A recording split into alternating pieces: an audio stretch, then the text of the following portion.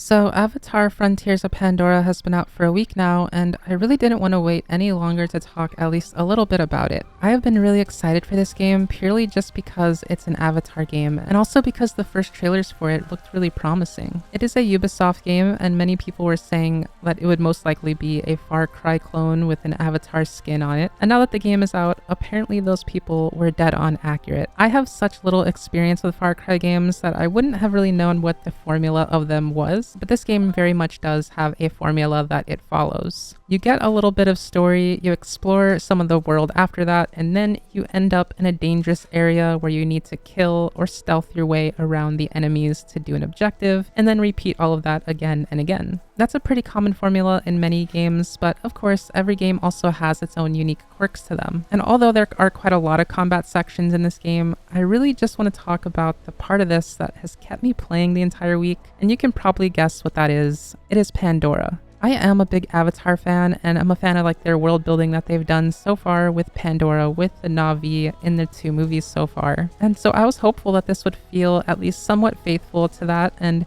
kind of give us the same feeling that we get from the movies if, they were able to do this correctly. But I definitely did not expect it to be as amazing as it is. As soon as you step out of that RDA building at the first, opening action sequence of the game, and then you set your eyes on the colors and the life of everything around you that you see, you just know right away that they did this right. I knew that even if I didn't end up loving the gameplay or the story all that much, I knew that at the very least, this would be a world that I wanted to explore every single inch of. And in a lot of ways, that's kind of how I felt about the movies as well.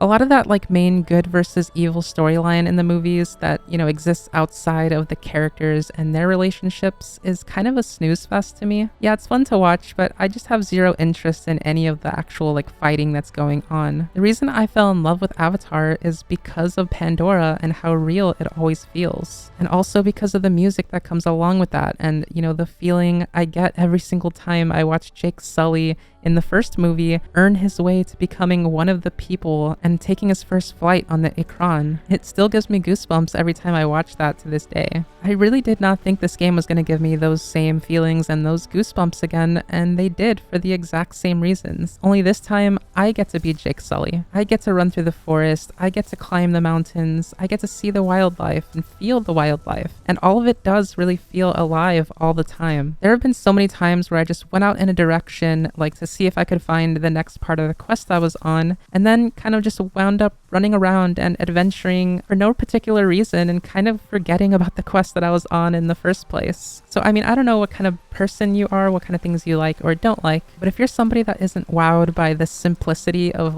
glowing pretty colors, then maybe you won't enjoy this game as much as I did. And maybe that's also why you don't enjoy Avatar as much as I do. But honestly, that is a huge reason why I love this world so much. You can call that easy to please, but pretty colors and music and the combination of the two is more than enough to make my heart happy. And I kind of get the feeling that that works for a lot of people just based on the box office numbers of the movies so far. This world just kind of has something that's soothing to the soul. But okay, beyond all that kind of cheesiness, let's get to some of that combat section here actually just for a tiny bit, because I don't want to ignore that part of the game completely. It is a really big part of it, and I think it's actually a really smart way that they go about it here. No, I didn't actually enjoy doing the combat sections, but the way they do it is kind of showing you beforehand this torn down, decaying, dying part of Pandora. And they let you know, if you take down the RDA facilities and end the pollution, that you'll bring those sections of Pandora back to life. And that's really good motivation. But all right, let's also finally get into the part of this game I'm betting a lot of people are really excited for, which is flying. I was getting a little antsy doing a lot of these opening quests here because I was kind of always thinking, okay, will I get to fly now? Am I going to do it on the next quest? Surely this must be the one. And then finally you do get to it, and I'll tell you, it's absolutely worth the wait. The start of the quest alone to get to the Ikran is so satisfying on its own. Just like I talked about before with the way they kind of built up to that in the first movie, they nail that same build up here. And when you finally do take flight for the first time, it is incredible. The speed boosts and the nosedives feel crisp, the third person camera is gorgeous, and it's just kind of as amazing of an experience as you could ever hope for it to be. So yeah, I am loving this game, not every single tiny thing about it, but enough of it that I'm more than happy to keep playing, and I want to see like as much of Pandora as I can before the game is over. It might not be like the exact kind of game I would have wanted an Avatar game to be, but I am not going to complain when they gave us a world that feels as detailed and lived in as this one. I'm really, really happy with what they've done so far. I'm really happy with where things are going for licensed video games as a whole. But yeah, that was pretty much it for all of that. I'd love to hear about how you're feeling about this game if you have been playing it. And also, of course, I just want to give a huge thank you to everybody watching. It really does mean a lot to me. I hope you're all doing well out there wherever you are. And until the next one, everybody, take care.